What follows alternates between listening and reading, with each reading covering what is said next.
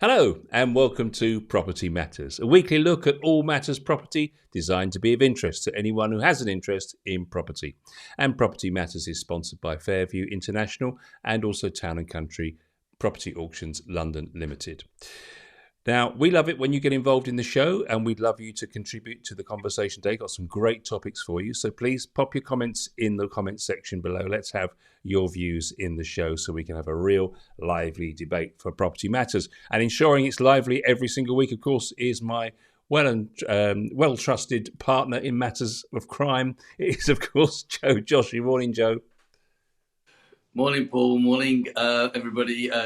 Yeah, lots of new stuff happening, and of course, as we see the sort of light at the end of the tunnel towards the end of the pandemic, certainly in the United Kingdom, property is very much high up in the Richter scale for everybody, and lots of areas to cover and lots of subjects. As Paul said, we'd love you to be involved. I certainly would like to hear any questions that people have always had, those burning questions relating to property, saying that, wonder what happens here and how does one deal with this particular part and where do you go for this particular advice. That's what we're here for. That's what Property Matters is all about. It is about property. Indeed. Let's take a look at the first story, which is quite interesting, a piece by a conveyancer called Lloyd Davies, who is basically saying that if the property market was a business, Joe, you couldn't have volatility in your sales figures. And he's highlighting the fact that in March we had record price increases, record figures since 2007, with record price increases not seen for over a decade. And then now the HMRC transactions figures telling us in April, predicting a drop of 36%, almost 36%. You can't have record figures like that and then fall off of a cliff the following month. It just doesn't make for a sustainable growth of the industry. And he said, of course, what's happening is that obviously everyone was rushing, as we know, to beat the June deadline, and with conveyancing taking up to 16 weeks now, clearly everything's over bar the shouting as far as June's concerned by a long chalk. But what he's saying is that basically, you can't have a third of sales dropping off the planet just because people want a bit more space for home working and they want to take advantage of a stamp duty holiday. And he mentions the fact that the irony of all that is of course that all that's happened is that holiday has fueled the prices and therefore made it harder for the first-time buyers, which is what the government were trying to do with this, harder to get them on the ladder in the first place. What he's saying is much more sensible is to have a brand new stamp duty land tax, which is basically designed to be set upon the size of the property, a land tax that's about the size of the property, which figures that have been suggested may bring in around £90 billion a year. And yet the government have said this week that they simply will not get rid of stamp duty. This boom and bust approach, Joe, rather than having a simple measured approach, would be so much more sensible. Yes, and in an ideal world, Paul, we'd like all the sensible approaches in our life, but then that would be incredibly boring, wouldn't it? We wouldn't have a show, and these people wouldn't have a platform to make comments on. However, the government isn't going to do away with stamp duty. I never, in my wildest dreams, thought that they ever would. I mean, it brings in so much money to them. And so easily, it's probably the most easiest administration that they actually have to do. In fact, they don't actually have to do anything. When the transaction happens, it's up to the lawyer who's completing the money to send off the stamp duty money at the same time, because he's allowed for that in his invoicing, in the whole transaction. So it's all set up in such a fantastic way that the chances of the government ever trying to reform that is probably a dream. For 40 odd years, I think we've been on sort of beating the same drum, asking successive governments time and time again to reform this in a different way or a shape or form. But the old adage of what's not broken, you don't fix. And then here is a scenario where they're not going to do that. Yes, they use it as a yardstick, a tool, in order to maneuver the markets as they see fit and when they see fit, and they've done that during the time of the pandemic. They realized that this was, with all the money that they were spending, um, this was the easiest way of getting a chunk of that back.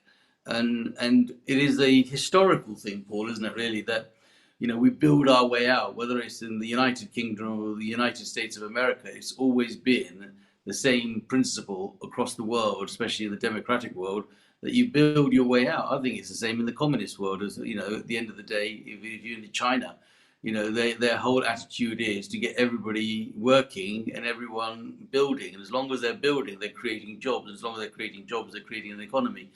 And I think it's just one of those subjects that I don't think we'll get the resolve. Now, there are areas for the conveyancers that they could probably do a lot in order to make some changes. And with those changes, we could probably see some savings just in time, let alone 16 weeks for an ordinary conveyance is just unbelievable, really.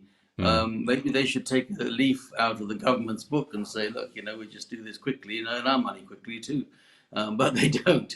It's just the process that is time consuming, and it's a bane in all property dealers' backsides, really, because a transaction can take forever to do. So I can't imagine in my wildest dream. I mean, it's a nice dream to have that they're going to change that or they'd like to do it. Then the question of the property tax as per se, and I just been thinking about that, and I thought that how would that actually ever become right? Because the terminologies are, to break it down, from your studio flat up to your detached house.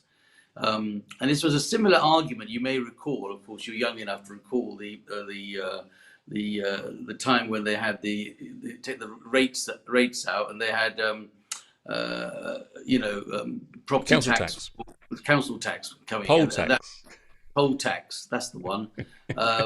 And look how fantastic and wonderful that became, because the argument came as to why am I being poll taxed for something that is the same down the road? And every road, every property, if they've had an extension or they've done a loft conversion or they've done something else, their size became different, and therefore everybody started arguing about, why am I being charged the same in that road when he's got a bigger house than I have?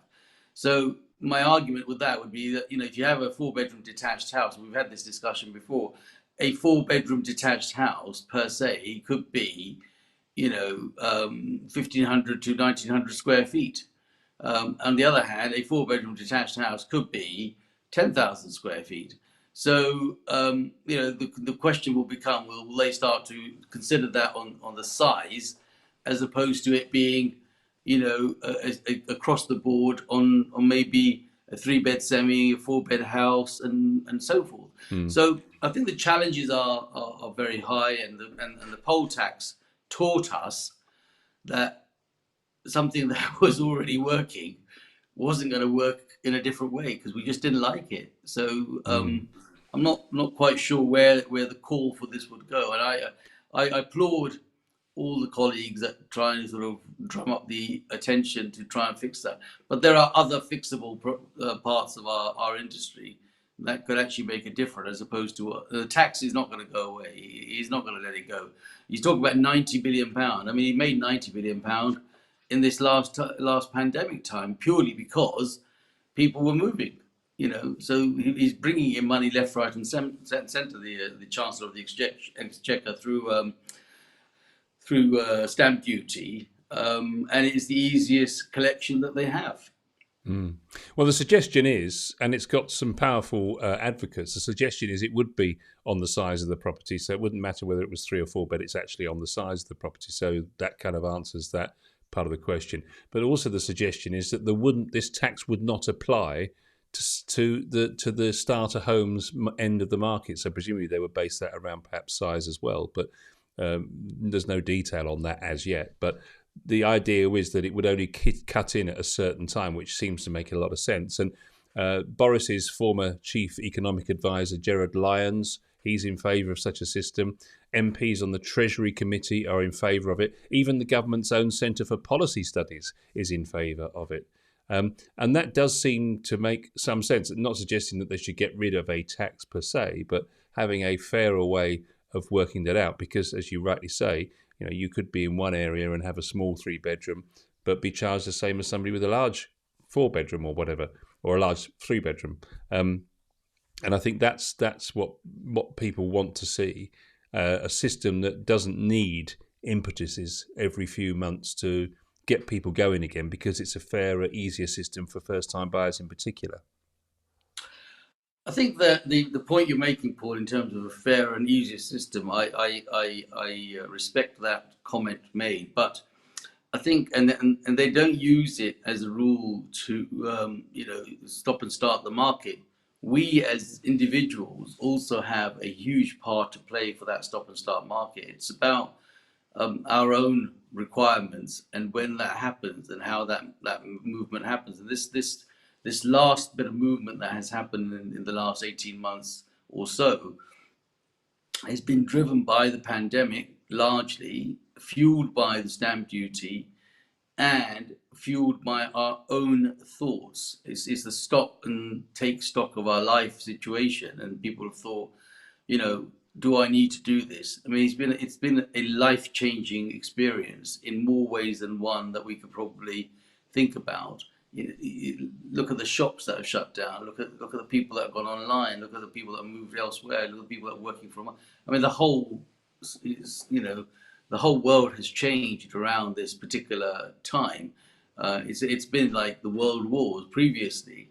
Those things changed people's lives going forward and how they started to think. And I think the pandemic is, to a large extent, done exactly the same here.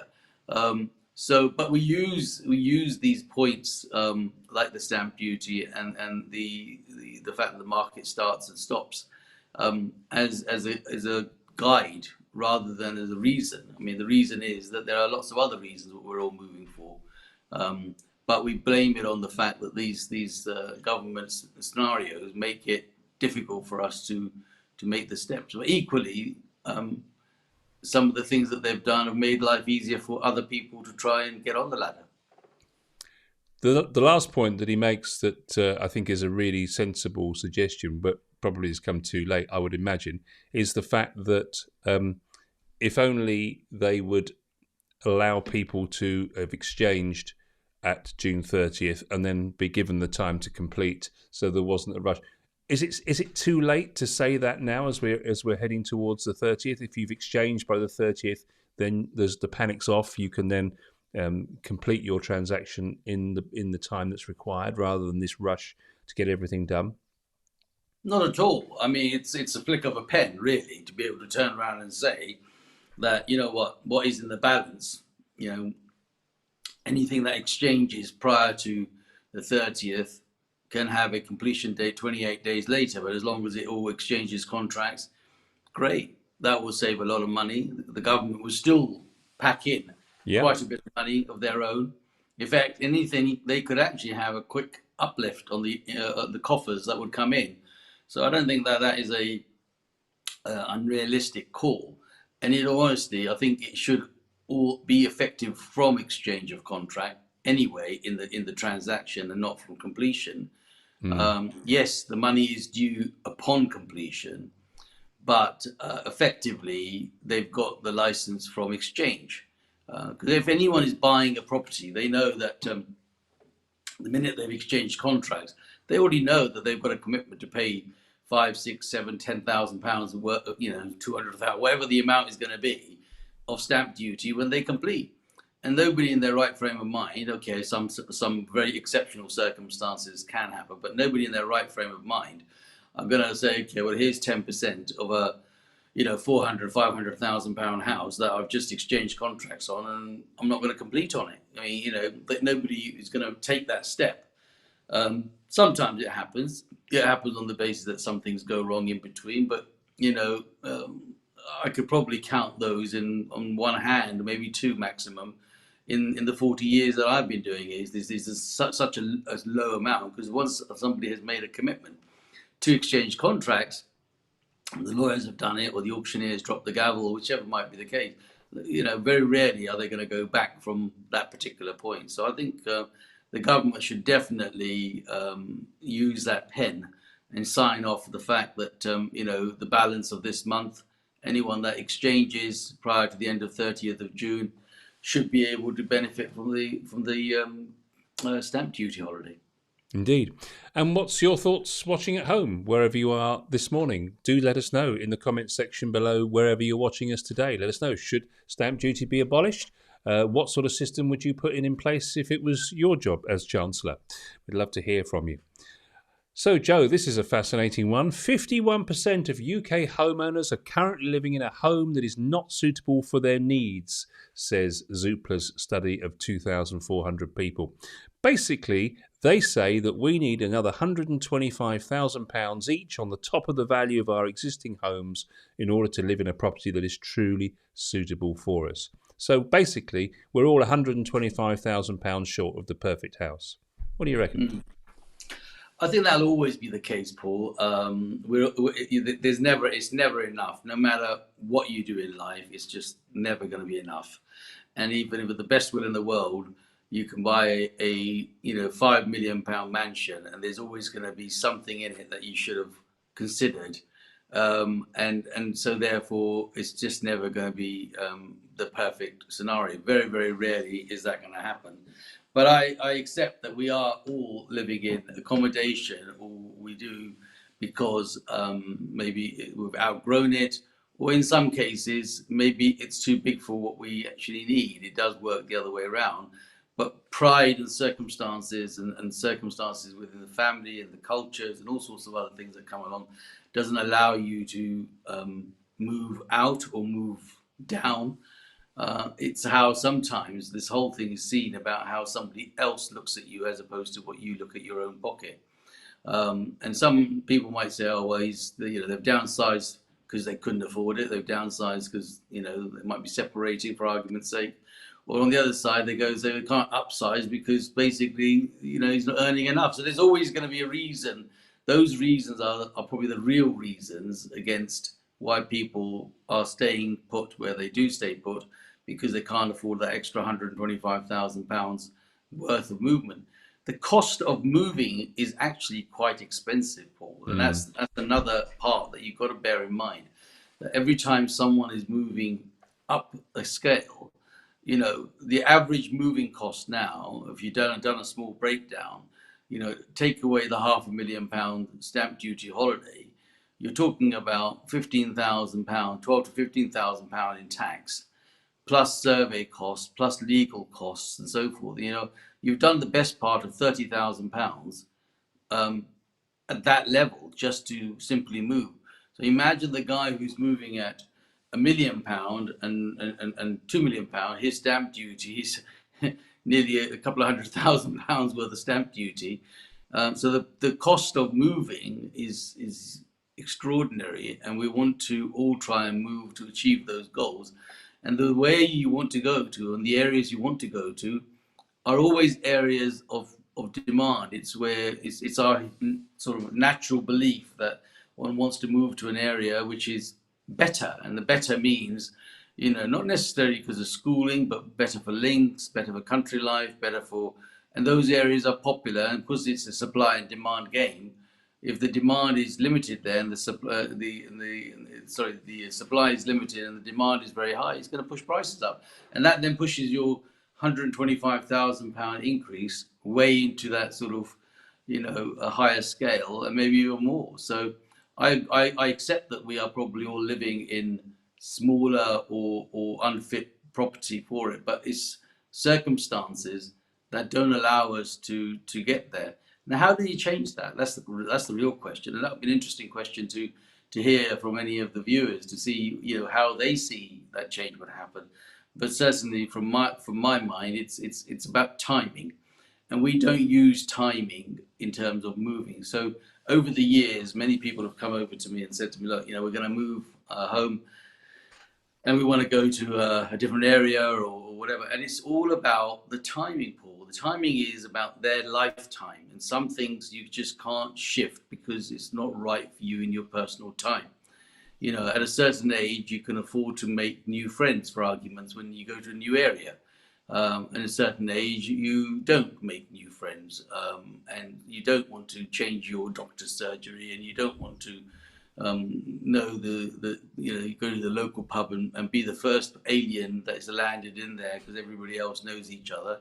And I've seen that happen. I mean, not moving myself, but I mean, every time I travel around the country and go somewhere, and I decide to go and stop for a comfort break and maybe a beer or something in a pub, you just know that everyone's local. They know everybody, and you walk in there and think, oh, where's he come from? Who's he? What's going on? And that feeling of, so fortunately, but some people can't make friends that easily, and it makes them feel uncomfortable. So that uncomfortableness says to us, I'd just rather stay where I am.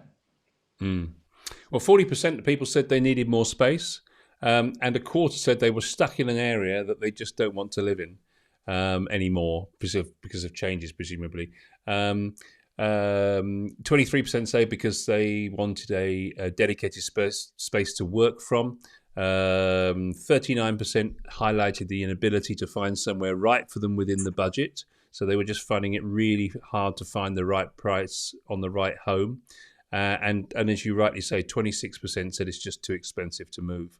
And these factors mean UK homeowners are having to stay in their homes for an average of 4.4 years longer than they would need to, or than suited them for their family's needs, which is quite interesting. And look, some of the more interesting ones, Joe. 13% said they wouldn't move because it would upset their children. 36% said they couldn't bear to be away from the home where they brought up their children. And 21% said they loved their neighbours too much to move. And 8% said that because they got pets in the garden, they can't move, which was quite interesting. There you are. You see, as I said to you, there are emotional ties that keep people to where they are because they just can't bear to think they want to start again.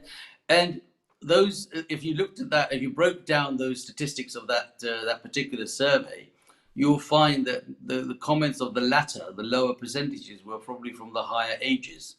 And so the younger generation would definitely skip and jump and move here, there, and everywhere. And as the world became smaller, it became a lot easier to do. But the older generation, people like me, for example, will probably think, well, actually, I'm quite happy where I am now. And do I really want to go and restart my life again somewhere else?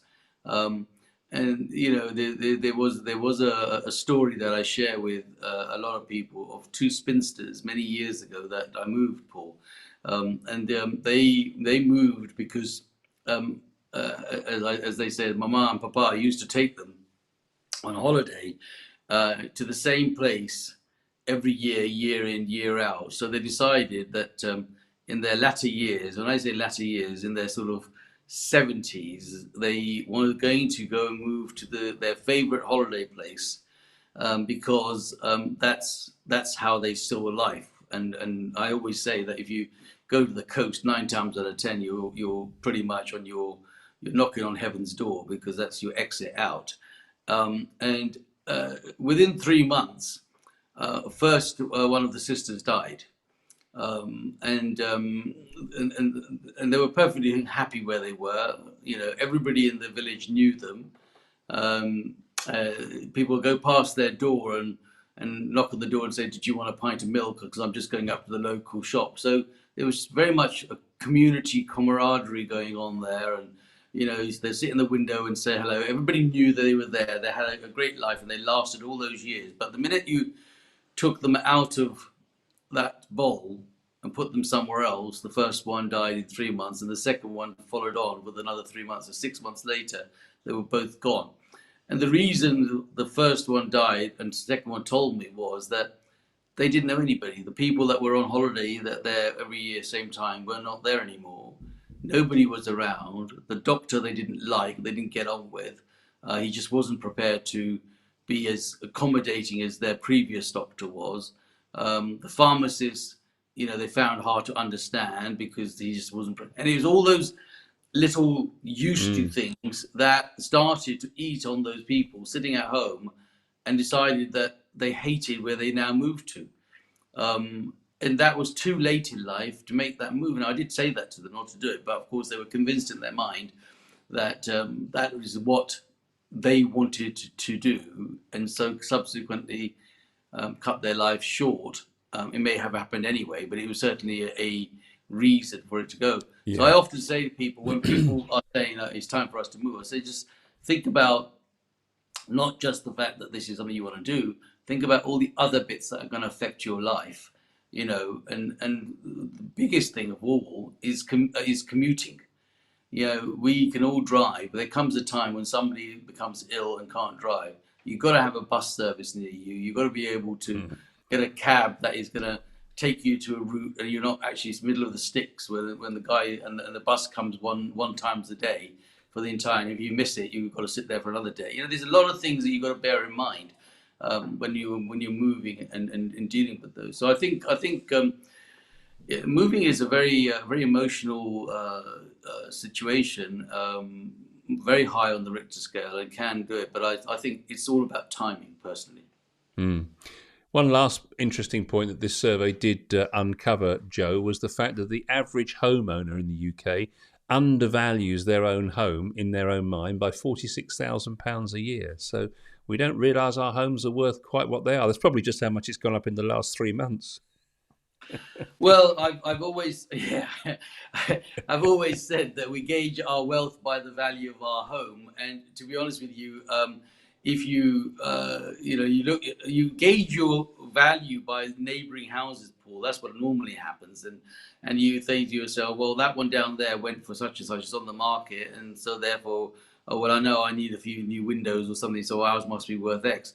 It's not just those little things. It's the whole picture that makes the difference to the value of the home, and that includes your neighbouring properties, the street that you live in, the type of fronts that you have. And I've been harped on about this for a million times, that people buy with their eyes. If they don't like the look of your house from the outside, they're not going to buy the rest of it. It doesn't really matter, and that means the street's got to be right, and so forth. And everybody pulled together, they will uplift the value of their home by £45,000, each one of them, by simply having a united cleaning process and keep Britain tidy atmosphere, and keep your front doors and front houses tidy, and it'll make a huge amount of difference. But it's better that they're undervalued, so they're not optimistic, I suppose, in some ways, from an estate agent's point of view, because because realistically that will help us sell it, and that makes my job a little bit easier.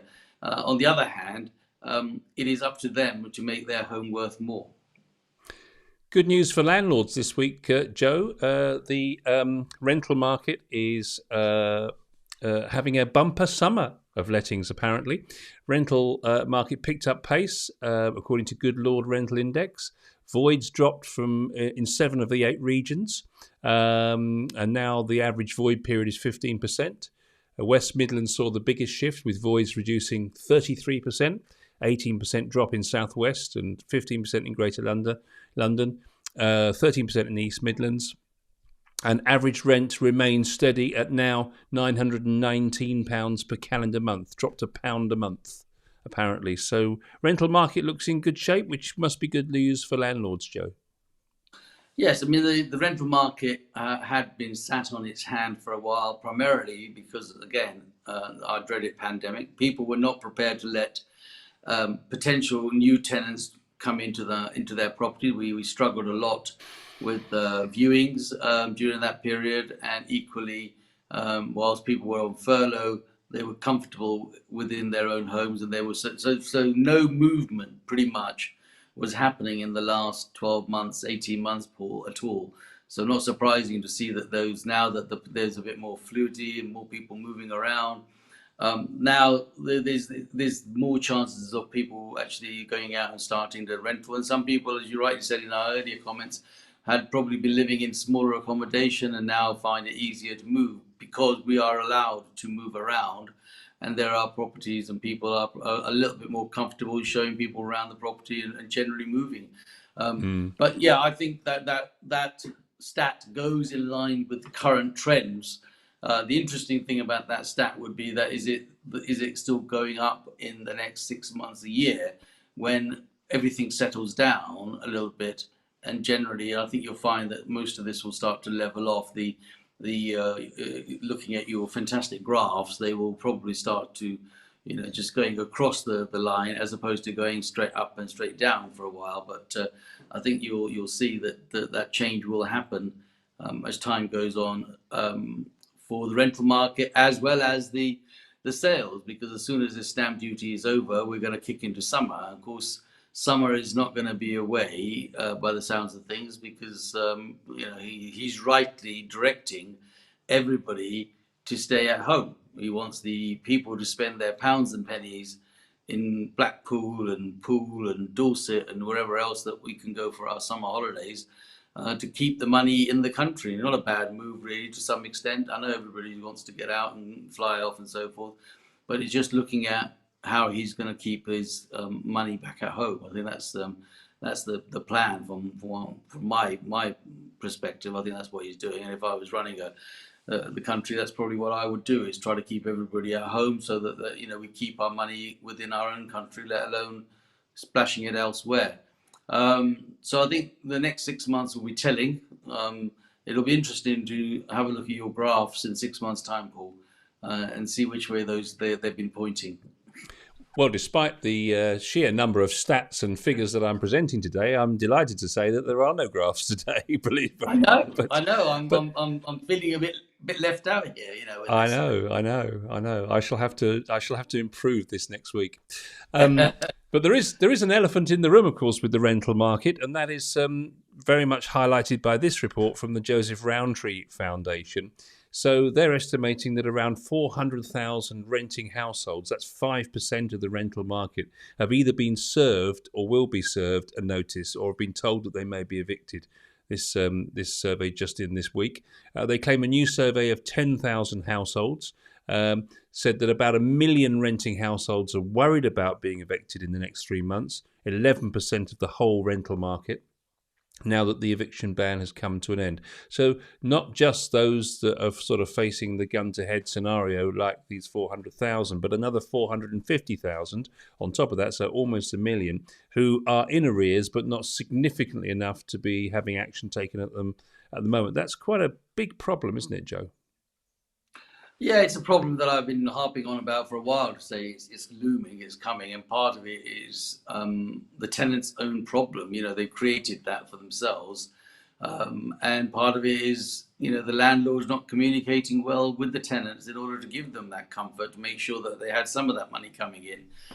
There's always a standoff, and that standoff is coming now. And of course, as of the 1st of June, the bailiffs were given the green light to go ahead and start to serve eviction notices, and get out on it. And it's a natural circumstance, Paul, that's happened. And part of it, I put the blame on both the landlord and tenant for not actually communicating that through correctly in order for these numbers to go up. A lot of the tenants, there are some tenants, I fully understand, that struggle to make their rent, but some of these numbers have gone up to people that have actually just thought, well, you know what, I can get away with it, and that's the unfair part. And if you were an investor, a property investor, and I have many clients of mine who are property investors, who are fair and square and do that, then it's up to them to have made contact and made some sort of arrangement with them. But then, month 1, month 2, month 3 comes, and then month 4 is a standoff. It's like, I'm now 3 months behind. But nobody could serve notices for the last 6 months. So now we've got a 4-month window, and by October it'll be back to 2 months. So and of course now we're hitting that sort of summer break period where courts are coming back, and they're going to be behind for a while. So it's just got a bit messy, in my mind, without it really needing to be messy. 18% of this 950 odd thousand people, 18% are over 4 months in arrears. So that's a significant number of people. But Joseph Rowntree is saying that basically, if the government doesn't step in to help these situations, the genuine ones clearly, that it's going to create a 2-tier recovery. And obviously, a lot of the people that are in genuine difficulty, I suspect, will have lost jobs through the pandemic or whatever in the family, rather than just won't pay.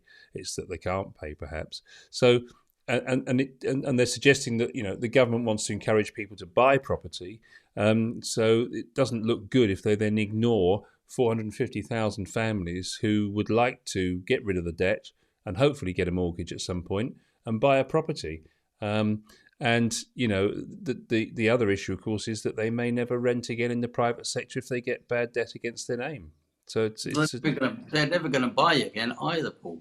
And so if their wish and want is that one day they're going to own their own home, then it's important to keep that credit line, that whole thing clear as much as they can, and then they've got a chance. So part of that whole thing is not down to the government to bail out, yes, those that are in desperate need and have the proof and the circumstances of being furloughed or lost their job or illness or whatever those circumstances, those genuine things, they are documented, aren't they, Paul? People have those documentations to prove to someone, to say, look, this is my situation.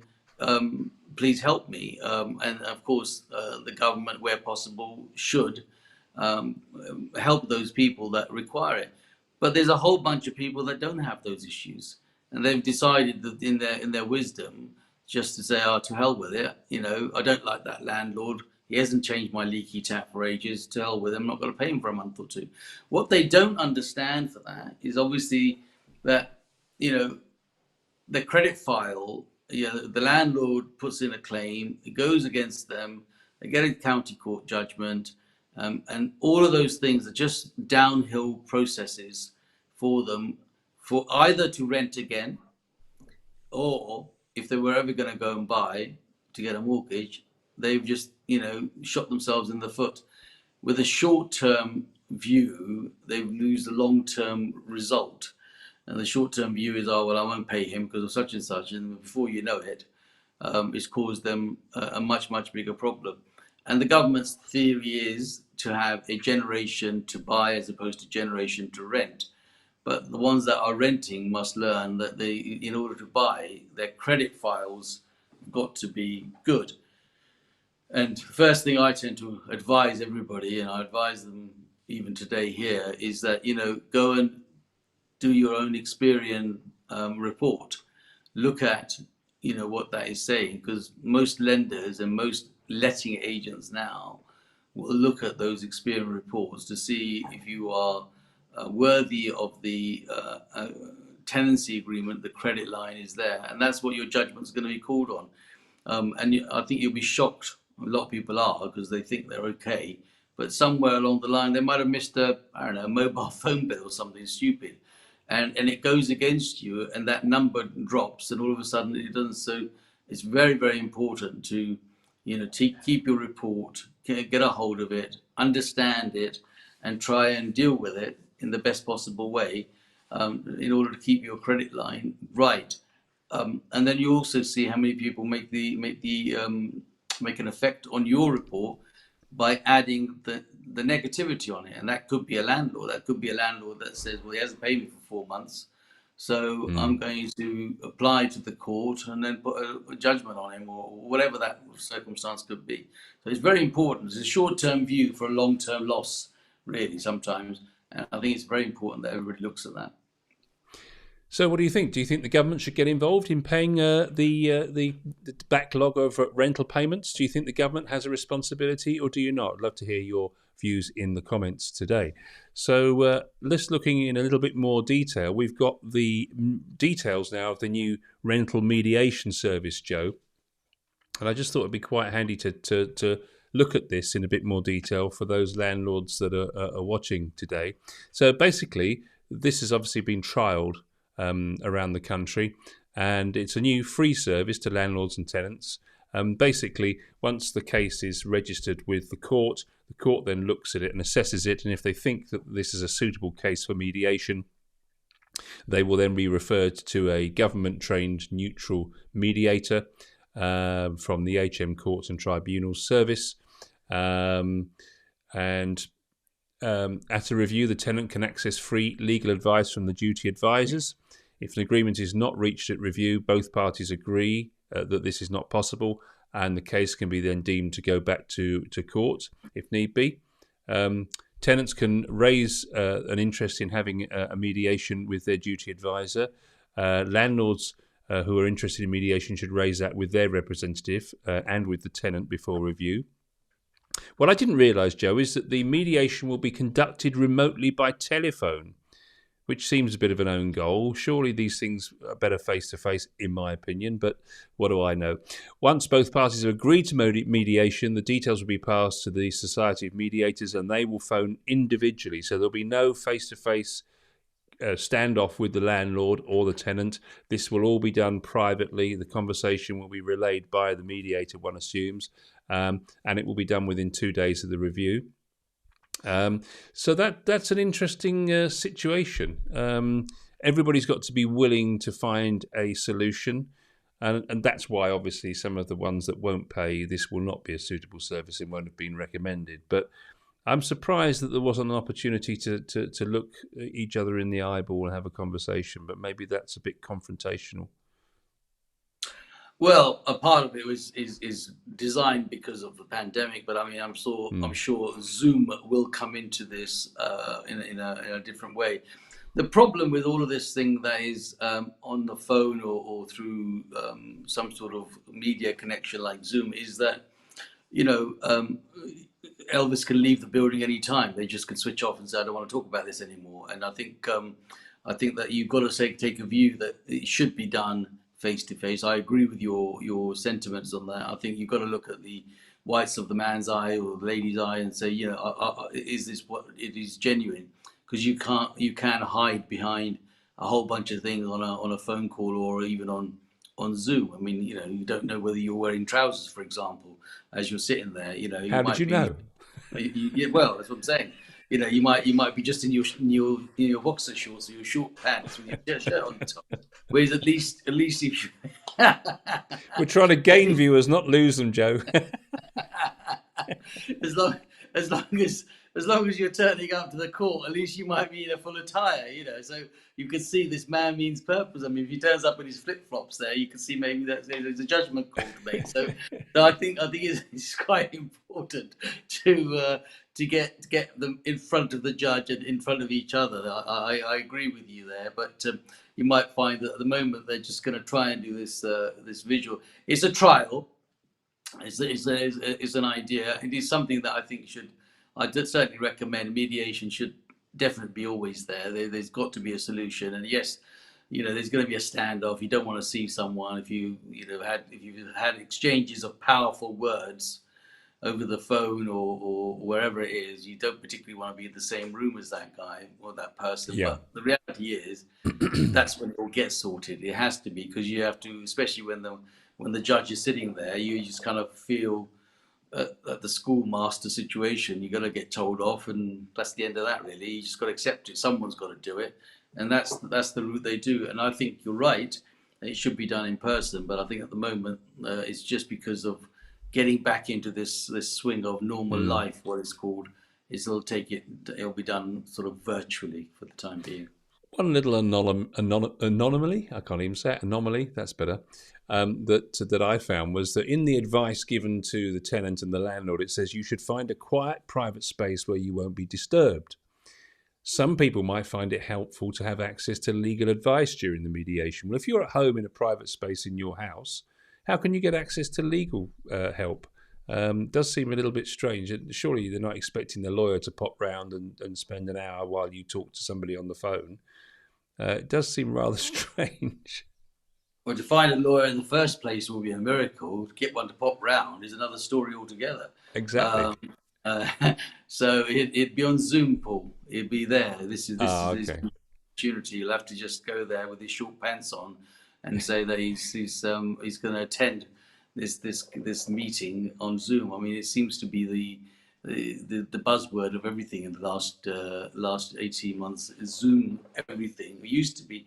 What was the other one we used to have? It was Skype. Skype. Skype. You But of see? course, you see, I'm not like you. I'm not up with all this modern technology, Joe. Not like you. But there we are. Get out of it. You are the leader of the pack, mate. What are you talking about? You should be doing a program called Click with Paul rather than, you know. I think I know more about property. Yeah, Anyway, well, yeah, I know. That's a bit dangerous actually going through this motion with you. anyway, I just thought this was quite interesting. A final story for us today. So this is quite interesting. So bosses should be banned from emailing staff out of hours.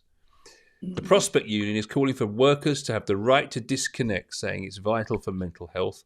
This follows a recent survey where they found that working from home had blurred the lines between work and personal life. The union claims it's not about feeling like you're working from home, more that you're sleeping at the office, as the technology makes it hard to switch off.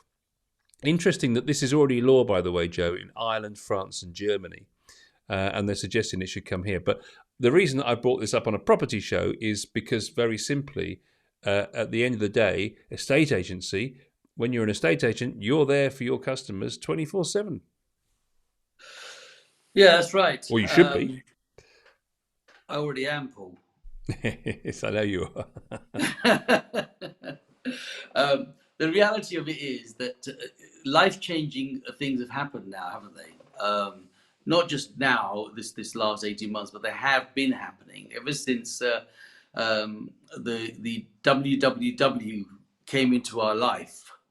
The World Wide Web came into our life, which of course, not many people actually type in anymore, do they? They don't put in there. I No. remember to make a big thing about marketing that we were on the World Wide Web, www dot was always the thing that we had to. People don't do that anymore because the WWs are kind of disappeared. They're still there, but they disappeared.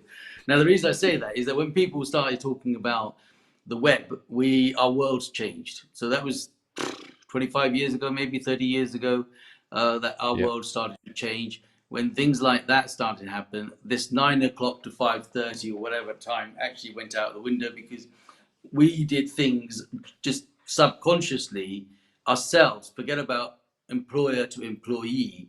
We did subconsciously work, shop, and things on the web outside of what was normal working hours. Where does this line, come into play in terms of? So the only person that can actually make that line come into play is you. You have to say to yourself that at 5:30, 6 o'clock, I'm going to switch off and I'm going to do that. But the danger of that is that your competition don't care about you switching off and being on the moral high ground of 9 to 5:30. I'm not going to do any more because that's my job. It just means that somebody else will, and when they do, you lose that business. So business is now open 24/7, 365. I would say it's 64 and a half. Because at least we get half a day for Christmas dinner or something like that. But apart from that, everything else is open, even to the point that at Christmas morning, apart from unwrapping those couple of little gifts that you might get, at Christmas afternoon, well, after the Queen's speech, etc., you're back online because the sales start, and they want to see Mm. what shops are going on. So it is 24/7, 364 and a half shopping online available, and that's what's happened to the world of work. The customer, if you're trying to do a deal, you want to negotiate a price and you want to get in, you've got to be available. There came a big thing. I mean, some companies in our business, in the property business, claim themselves to be amazingly far ahead of everybody else because guess what? They are online. What they forget is every other man and his dog is also online as well. But we are an online agent, but the others aren't. Well, actually, everybody's online now and has been for a long, long time. It's about the persons. So I think the job line comes to the people, the individuals, and if you want to provide a good service and you're going to be there, then you're going to have to be around. There is no line. People do. I mean, I subconsciously think, oh, it's 8 o'clock now. I better not phone this guy because he must be having his dinner and he's in front of his TV watching EastEnders or something like that. But there's another website that is amazing. It's called Thought Process. the telepathy of a man's mind that, when you're sitting there thinking, I've got to speak to Paul Allen. It is 9 o'clock at night. What do I do? And bing, all of a sudden, Paul Allen says, hi, I've got to do such and such tomorrow. I forgot to do that. And it comes on my email. And I think, isn't that amazing? I was just thinking about that. And I didn't actually have to make a phone call. He's actually had thought power. So there's another power, another www dot that exists that makes us go and think about it, and that sort of signal goes on. He goes, call me, Paul, because I don't want to call you because I feel you're probably having your dinner. But it works. It happens, Paul. You know Yeah, how it is. I guess the reality is we never really do switch off, but We don't switch off. Yeah. whether that's going to have long term effect, it's going to be interesting to see. Probably won't know the truth of all of that kind of culture that we've developed through the World Wide Web until we're long gone from here. But I'm sure they'll work it out at some point in the future. Joe, I was busy in my spare time, of course, what little I do have, going through the Town and Country Property Auctions website. And I found a very interesting project, which I just thought we ought to share with everybody. So you can tell me about this particular property here. Well, this is a piece of land with an opportunity to develop, isn't it? Yeah, so this is in Exmouth, quite a long way away, not far from the sea. Again, it's a coastal development opportunity. You've got planning permission for 17 apartments and a small commercial unit on the ground floor. Really, in fact, I got the price down. We were guiding this at 800,000, and it's now down to 650,000 pounds. It's a guide price, and those are the CGIs that you're seeing of what it's going to potentially look like. Computer-generated images of what it's going to look like when it's all finished. So quite a nice little development tucked away. Great value for money, and lots of scope for an investor developer that is looking to build and make a return out of. And the good thing about being an auctioneer in Town and Country London, I look at properties all over the country, and it's quite an eye opener to see what is going on in different parts of the United Kingdom. We've got a couple of interesting ones coming up in our next auction, which we'll feature as well. But a great development opportunity, good guide price, and great starter homes, for the first time buyers, and potentially by the sea if you're looking to even retire. Exmouth is a nice area that people look to retire from the local shops, etc. So yeah, nice instruction for us to have.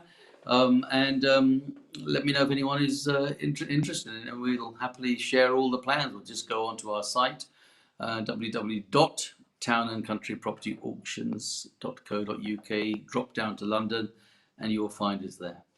They look a good size, those apartments.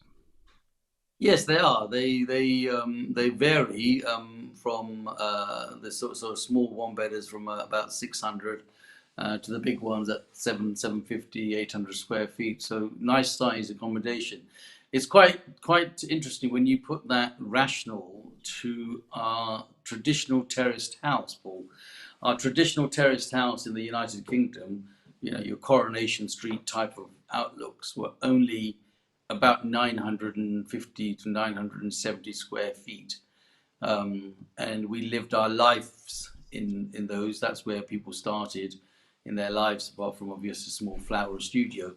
And a flat of 700 square foot is actually quite a nice proportion by comparison. I mean, you're lacking a garden, but the rest of it is all there to go with. So, Town and Country Property Auctions.co.uk, and select London, and you'll find the property we've just been talking about in Exmouth. So, Joe, lovely. That's our hour, pretty much. Fascinating conversation. Thanks for your input, as always. And we're looking forward to being joined by Agam Jain next week. Do you want to tell us more about that? Yeah, so I'm really excited to invite Agam with us next week. I think he's got some interesting concepts, things that I've been harping on about. So I definitely want to be making sure that more and more people are here to listen to that next week. Agam is owner and chairman and director of a company called Vector Capital. and he has come up with a very interesting concept for investment, which I think is a great alternative. And I'll say this very clearly: I'm not a financial advisor. I'm not governed by the Financial Conduct Authority, and I've got no authority to say these things. But as a layman, an ordinary Joe, if you like to say, in the marketplace, I think it makes eminent sense. It's a good opportunity, and I think people should definitely listen to it. We will have a promo done, obviously, during this week, and make sure that it goes out and more people look at it, because very rarely will I actually endorse something that I think has the opportunity. So looking forward to listening to Ugam, raising the questions and challenges and so forth, and sharing an opportunity that may be of interest to all of you. Lovely. Well, you're many things, Joe, but you're definitely not ordinary. So, and on that bombshell, we shall finish for this week. We'll see you next week.